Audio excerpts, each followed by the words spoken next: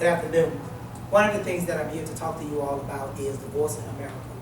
And that is that divorce is causing a deconstruction in American society. It's causing a depreciation of our Christian values. And I am concerned about America. I am concerned about the people that are affected by divorce. And so one of the things that we want to look at is how it is that divorce is damaging to American society.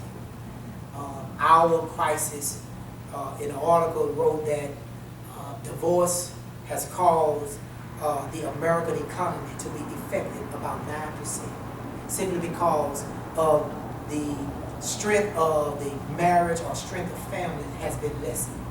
Another thing that divorce does is it causes our children to be affected by it. Fiscal says that most children that go through divorce, it affects their mentality, it affects their minds, it's caused them to have a feeling of less values in life.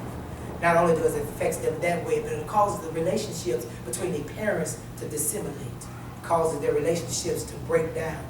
But Hunt says something about divorce that is very strategic, very important for us to grab. Hunt says that not only does divorce affect the economy, not only does divorce affect the children, but divorce affects the two people that are involved. She talks about how this could, how it's like two pieces of construction paper.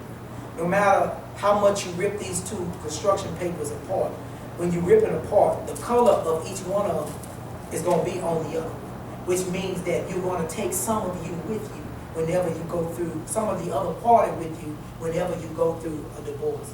So divorce is damaging to our American society. But what's also interesting is how it is that even though it's damaging and it has negative effects, how society does not take divorce seriously. Society doesn't take it seriously because if you go back several generations from ours, you can remember that divorce was frowned upon. It wasn't looked upon as something that people do that get married. But guess what happens now? They created laws that makes it so easy for you to get a divorce. They created laws that makes it so easy where you could just walk into the courtroom and just say, I don't want to be with this person anymore. It's because people have not held to the values that God has as it relates to marriage. And so what we have to do is we have to transform this. And we can transform this by holding true to God's value. We can transform this even though it is damaging to our society. And even though our society is not taking it seriously, doesn't mean that we as Christians cannot make a transformation. How do we do it? By lifting up the things that God values. What do God value? According to Genesis chapter 2, verses 22 and 24, 22 to 24, God put Adam asleep. And when God put Adam asleep, this is what God did. He took a rib from Adam. And he took this rib and he made a woman. And when he made a woman, this is what Adam said. This is now bone of my bone.